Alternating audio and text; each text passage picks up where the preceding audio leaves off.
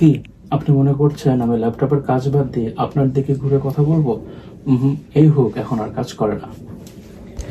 Hello everyone, আজকে আমরা বাংলাদেশের one of the top fashion retail yellow এর ফেসবুক পেজের অডিট এবং তারা কি ধরনের অ্যাড স্ট্র্যাটেজি মেনটেন করছে সেটা দেখব।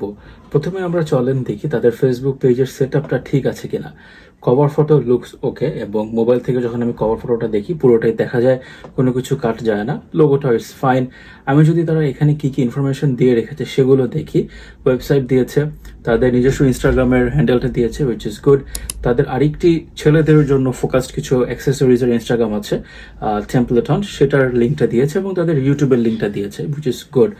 তার এখানে একটা ফোন নাম্বার দিয়ে রেখেছে, একটা ইমেল অ্যাড্রেস দিয়ে রেখেছে, বাট মজার বিষয় হচ্ছে আমি ইমেল অ্যাড্রেসটাতে প্রায় 3 ঘন্টা আগে একটা ইমেল করেছি, এখন পর্যন্ত সেই ইমেলের কোনো রিপ্লাই আমি পাই নাই। সো এটা something they need to really work on.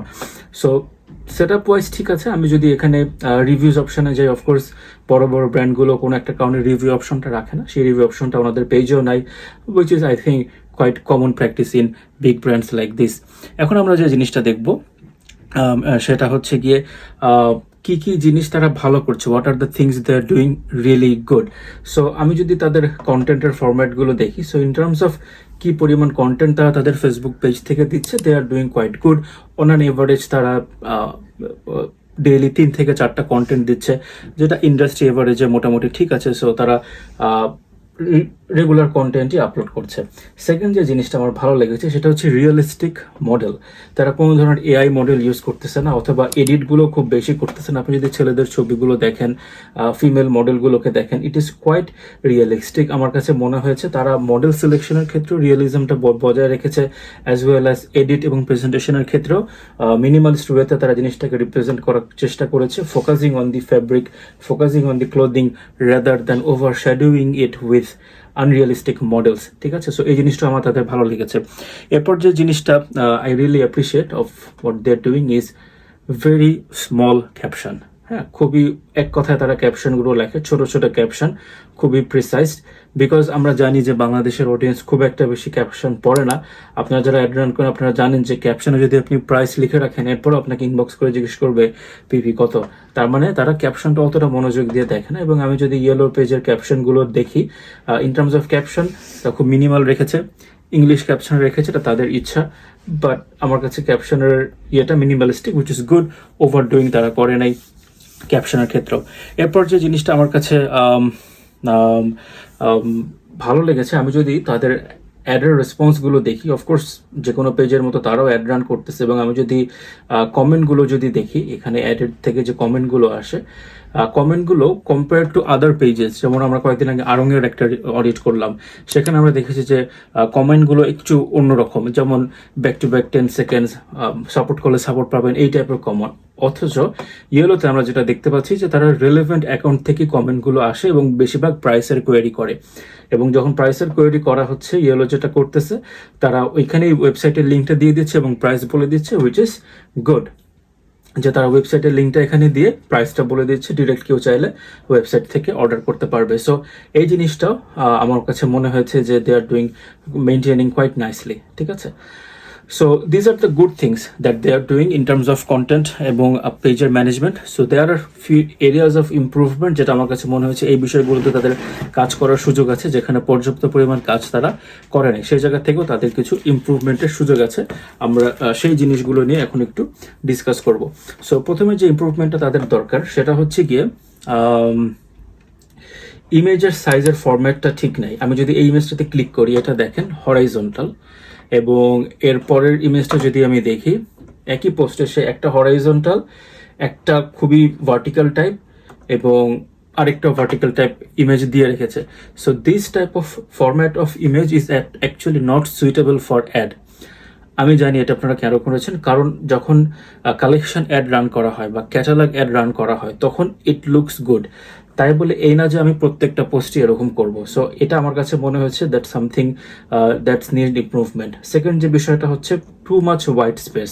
আমি যদি হোয়াইট স্পেস বলতে সাদা জায়গা অনেক বেশি, ডিজাইনের মধ্যে যদি দেখি যে দেখেন এটা তারা ফেব্রিকের ছবি রেখেছে, মডেলের ছবি রেখেছে, but too many white space আশেপাশে, এটা অ্যাকচুয়ালি প্রয়োজন নাই, এটা একটু খালি বাড়ি খায়। আমি যখন অ্যাডের জন্য যখন রান করি এই জিনিসটা বাড়ি খায়, এটা ভালো লাগে না। ঠিক আছে, আমরা অ্যাডের ক্রিয়েটিভের এক্সাম্পলগুলো যখন দেখাবো তখন আপনারা দেখতে পারবেন যে এটা অ্যাডে প্রবলেম করে। সো আপনার ছবির ফরম্যাটটা ঠিক হওয়াটা ইম্পর্টেন্ট। যদি ছবির ফরম্যাট এলোমেলো হয়, ঠিক সাইজের ছবি আপনি যদি না দেন, ফেসবুক এটাকে অপটিমাইজ করতে পারে না। যখন আপনার অ্যাডের ডেলিভারিটা মন মতো হয় না, ডিস্ট্রিবিউশনটা ঠিক মতো হয় না, রেসপন্সে এটার নেগেটিভ ইম্প্যাক্ট পড়ে। So ask your team, ask your agency to find out the recommended size, এবং সেই অনুযায়ী আপনারা ছবিগুলো রাখবেন। হ্যাঁ, কিছু ছবি এরকম রাখতেই পারে তারা, বাকিটা হচ্ছে গিয়ে ফেসবুক যে ধরনের সাইজ পছন্দ করে সেই সাইজের ছবি এখানে দেওয়ার চেষ্টা করতে হবে। আরেকটা জিনিস যেটা আমার মনে হয়েছে সেটা হচ্ছে গিয়ে লাইভ। এখানে পেজে আমি যদি দেখি কখনো তারা কোনো ধরনের লাইভ করে নাই। এখন লাইভের বিষয়ে অনেকের অনেক রকমের মত থাকতে পারে, বাট আমরা যেহেতু স্মল এবং মিডিয়াম এন্টারপ্রাইজ নিয়ে কাজ করে আমরা জানি লাইভের গুরুত্ব কত বেশি।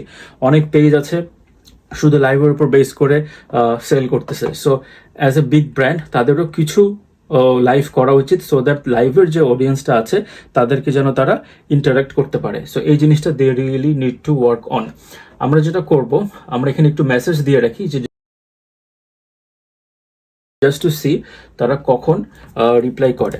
সো আমি এখানে দিয়ে রাখলাম আই ওয়ান্ট টু অর্ডার, দিয়ে রাখলাম জাস্ট টু সি তাদের রিপ্লাই টাইমটা কখন, ফার্স্ট রিপ্লাই করে কিনা। এটা এখানে মিনিমাইজ করা থাকলো, আমরা আমাদের ভিডিওটা কন্টিনিউ করতে থাকি। এরিয়াস অফ ইমপ্রুভমেন্ট, এই যে রিপ্লাই চলে আসে, thank you, will get back, আমাকে ওয়েবসাইট ভিজিট করতে বলছে। আমি যেটা করি, যেহেতু রিপ্লাই দিছে, আমি এইটার একটা আমি দিয়ে রাখি, ছবি দিয়ে রাখি, এবং তাকে বলে রাখি যে ইন্টারেস্টেড, যে এই প্রোডাক্টটাতে আমি ইন্টারেস্টেড, দেখি ওর পরে ও কি বলে। ওকে, ওকে, সাথে সাথে রিপ্লাই এসেছে, it's saved reply, but at least they replied, not like Arung who replied almost 2.5 hours back. Anyway, so areas of improvement যেটা বললাম, লাইভটা করা দরকার। ইমেলটা এখনো নন রেসপন্সিভ, আই অ্যাজিউম এখন ইমেল থেকে আমরা কোনো রেসপন্স পাইনি। সো ইমেলটা এখানে অ্যাকচুয়ালি রাখার দরকারটা কি, if you don't reply to emails on time. আর হচ্ছে গিয়ে কন্টেন্টের quality is of course good because they are big brand. In terms of কন্টেন্টের ধরন এখানে কিছু চেঞ্জ আনা যেতে পারে। আমরা দেখেছি যে এখানে ইন্টারেক্টিভ পোস্ট কম, শুধু সেল পোস্ট বেশি। কোনো ইউজিসি কন্টেন্ট নাই, ইউজার জেনারেটেড কন্টেন্ট নাই, কোনো ইনফ্লুয়েন্সার এঙ্গেজমেন্টও সেরকম নাই। খুবই রেয়ার একটা ইনফ্লুয়েন্সারের আমি একটা পোস্ট দেখলাম, তাও অনেক দিন আগে, এরপর আর ওটার কোনো খবর নাই।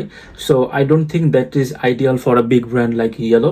দে should heavily invest on UGC and influencer marketing. Please tell your agency to do that or team to do that. That's not my job, but you should actually invest on influencer marketing as well as UGC, যেটা আমি পেজে আমি lacking পেয়েছি। আপনাদের যে audience, they will actually resonate with UGC, so এটা আপনাদের utilise করা উচিত। সো এই জিনিসগুলো আমার কাছে মনে হয়েছে যে আপনাদের areas of improvement in term. এছাড়া কন্টেন্টের কোয়ালিটি যদি আমি দেখি, ভিডিওর quality and all these are fine. পেজের রিপ্লাই হয়েছে দেখেন, এখন রিপ্লাই চলে আসতেছে probably, so which is really good because you don't want lose a client reply না করে। এই যে দেখেন, আমাকে এটার ছবি দিয়ে সে রিপ্লাই দিয়ে দিছে, so it's good, I really appreciate that. Okay, so they are replying on time as well, so সেদিক থেকেও দে are doing good.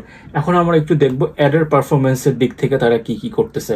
So basically they are running currently at this moment 32 ads they are running, which is half of what Arung is doing at this moment. ঈদের সময় Arung মনে 60টার মতো add run করতেছে, different content আছে এর মধ্যে আলাদা আলাদা। ইয়েলো করতেছে এক্স্যাক্টলি হাফ অফ ইট, 32। এবং টাইপ অফ অ্যাডের মধ্যে যদি দেখি, তারা ওভারঅল বিভিন্ন ভ্যারিয়েশন ব্যবহার করতেছে। রিচ অ্যাড তারা ইউজ করতেছে, এঙ্গেজমেন্ট অ্যাড ব্যবহার করতেছে, আমি দেখেছি তারা মেসেজ অ্যাডও রান করতেছে, এবং অফকোর্স ওয়েবসাইটের অ্যাড তো থাকবেই। আরেকটা জিনিস I really appreciate about their ad strategy, সেটা হচ্ছে Instagram focused advertising, only Instagram focused advertising, যেটা আমরা আরংকে করতে দেখি নাই বা অন্য কোনো ব্র্যান্ডকে ওভাবে করে শুধু ইনস্টাগ্রাম ইন্টেন্সিভ অ্যাড রান করতে দেখি নাই, যেটা ইয়েলো করতেছে বিকজ দে আন্ডারস্টুড যে তার অডিয়েন্সটা হয়তো ইনস্টাগ্রামে আছে এবং সেখান থেকে সে কিছু হলো সেল অথবা কোয়েরি জেনারেট করতে পারবে। So that what they are doing. এখন হচ্ছে এরিয়াস অফ ইমপ্রুভমেন্টে আসে, ওই যেটা বলেছিলাম টু মাচ হোয়াইট স্পেস। আমি যদি এই অ্যাডের ডিটেলসটা আপনাদেরকে একটু দেখাই, সি অ্যাড ডিটেলসে গিয়ে যদি আমি দেখি, এখানে দেখেন টু মেনি হোয়াইট স্পেস। এত আমার হোয়াইট স্পেস অ্যাকচুয়ালি ছবির মধ্যে প্রয়োজন নাই, ঠিক আছে। সো কিছু অ্যাড আপনারা রাখবেন, আই আন্ডারস্ট্যান্ড আপনারা কালেকশন অ্যাডের জন্য বা ক্যাটালগ দেখানোর জন্য এই ছবির ফরম্যাটটা ইউজ করতেছেন, ওকে, বাট এটা চেঞ্জ করা প্রয়োজন। সেকেন্ড হচ্ছে ক্যারাজেল অ্যাড আপনারা কখনো রান করেন নাই, ক্যারাজেল অ্যাড আমি দেখি নাই। আমার চোখে পড়ে নাই, I can be wrong, but আমার চোখে আসে নাই। So this is something you are missing out. Carousel ad থেকে আপনাদের প্রোডাক্টের ভালো রেজাল্ট পাওয়া সম্ভব। অ্যান্ড অলসো রিলস অ্যাড পরিমাণে কম, ছবি অ্যাড বেশি। সো আই উড রেকমেন্ড যে রিলস অ্যাডের সংখ্যাটা আপনারা যেন গ্র্যাজুয়ালি বাড়ান, কারণ সেখান থেকে অডিয়েন্সের রেসপন্স ভালো আসে। অথবা ইন জেনারেল যারা অ্যাড রান করেন তাদেরকেও বলবো ছবির অ্যাডের পাশাপাশি ভিডিও অ্যাডে ভিডিও কন্টেন্ট দিয়ে আপনি অ্যাড রান করার চেষ্টা করবেন। লাইক ক্যাম্পেইন, আমি লাইক ক্যাম্পেইনের উপর এমফাসিস দিই এই কারণে, বিকজ ফেক লাইক কিনে আপনার পেজের ক্ষতি হবে। So try to do targeted like campaign so that আপনার পেজের গ্র্যাজুয়াল ইমপ্রুভমেন্ট হয়। আমারও সাজেশন থাকবে যে লাইক ক্যাম্পেইন তাদের করা উচিত, সেখানে এটা মিস আছে। This is something they really need to work on এবং increase the number of like campaigns as well. এবং এখানের ক্যাপশনগুলো আমি যদি দেখি, ক্যাপশনগুলোও সেম, খুবই মিনিমালিস্টিক, ছোট ক্যাপশন, বাট কোনো কল টু অ্যাকশন নাই। এটা একটা ল্যাকিং ক্যাপশনে। If you give call to action, এটা আপনার ইউজারদের অ্যাক্টিভিটিটা বাড়াবে। ফর এক্সাম্পল, আপনি এখানে লিখে দিলেন visit website two purchase, something like that. এখানে দুইটা অ্যাঙ্গেল আছে। একটা আর্গুমেন্ট আপনি করতে পারেন যে এই কথাটা লিখলে আমার পোস্টের রিচ কমে যাবে, আই আন্ডারস্ট্যান্ড, কিন্তু আপনি তো রিচের ওপর বেস করে সেল আনতেছেন না, আপনি সেল আনতেছেন অ্যাডের ওপর বেস করে। সেক্ষেত্রে আপনার সিটি এটা এখানে অ্যাড করা উচিত। সো স্পেসিফিক্যালি যেগুলো ওয়েবসাইটে, সেখানে আপনার মেনশন করে দেওয়া উচিত ওয়েবসাইট ভিজিট করার জন্য। এরপর হচ্ছে বেশিরভাগ অ্যাডই হচ্ছে প্রোডাক্ট ফোকাসড, মডেল ফোকাসড, শুধু প্রোডাক্ট ফোকাসড কোনো অ্যাডভার্টাইজ আমি দেখি নাই। This is something you can explore, not mandatory, explore. আর হচ্ছে প্লেসমেন্ট, আমি যদি দেখি আপনাদের এই অ্যাডগুলো দেখেন, ফেসবুকে প্লেসমেন্ট আছে, ইনস্টাতে প্লেসমেন্ট আছে, অডিয়েন্স নেটওয়ার্কে আছে, হোয়াটসঅ্যাপে আছে, অলসো থ্রেডসে আছে।